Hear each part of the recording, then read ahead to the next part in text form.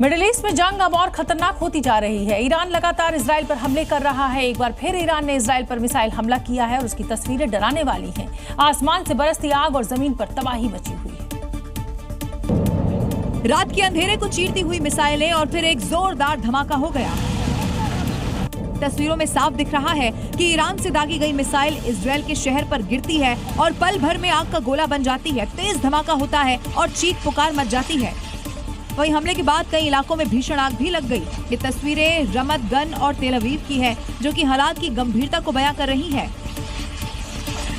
देखिए, चारों तरफ आग की लपटें उठ रही हैं, इमारतें जल रही हैं और आसमान धुएं से भर गया है। पूरा का पूरा इलाका आग की लपटों से लाल हो गया है। दमकल की टीमें मौके पर पहुंचकर आग बुझाने में जुटी है, लेकिन आग है कि लगातार फैलती जा रही है।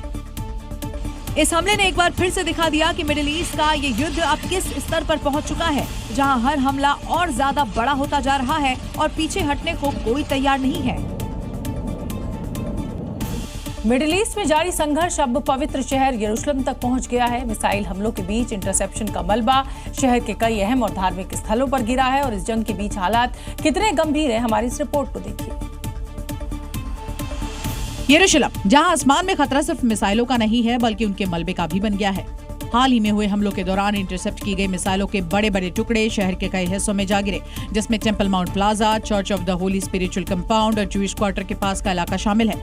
देखिए, कहीं बिल्डिंग की छत पर भारी मलबा गिरा है तो कहीं सड़क पर रिहायशी इलाकों में भी खतरे के निशान है। गाड़ी भी क्षतिग्रस्त हो गई है। मिसाइलों का ये मलबा पवित्र स्थलों के पास गिरा है। यहाँ तक कि नेशनल लाइब्रेरी के पास और पूर्वी यरूशलेम में एक घर को भी भारी नुकसान पहुंचा है। पुलिस और बम डिस्पोजल टीमें मौके पर पहुंचकर इलाके को सुरक्षित करने में जुटी है, लेकिन ये घटना साफ दिखाती है कि जंग में अब कोई भी इलाका सुरक्षित नहीं है। यहाँ तक कि धार्मिक और ऐतिहासिक स्थल भी इसकी चपेट में आ रहे हैं।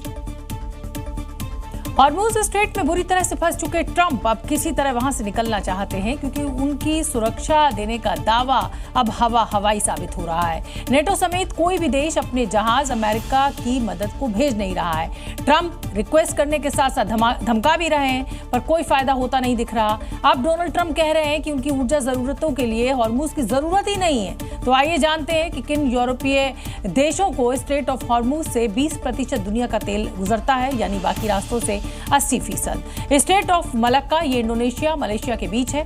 हिंद महासागर, प्रशांत महासागर को ये जोड़ता है। 25 से 30% तेल कारोबार यहाँ से होता है। सुएज नहर ये मिस्र में है। लाल सागर भूमध्य सागर को जोड़ता है। 10% कारोबार यहाँ होता है। डेनिश स्ट्रेट डेनमार्क में है। बाल्टिक सागर को नॉर्थ सागर से जोड़ता है। 6 से 8% तेल कारोबार यहाँ से भी होता है। इसके अलावा कई और कैनल और छोटे छोटे स्ट्रेट हैं, जिनसे दुनिया के 2 से 5% तक का कारोबार होता है और शेष पाइपलाइन के जरिए। यूरोपीय देशों की अगर हम बात करें तो Italy, Greece, Spain, Poland, Belgium, France को हॉर्मुज़ से होने वाले तेल कारोबार में से 4 से 5% हिस्सा ही मिलता है, जबकि 95% के साथ टॉप पर है चीन। चीन 90% के साथ नंबर 2 पर है। वहीं दक्षिण कोरिया भी 35% हिस्सा पाता है।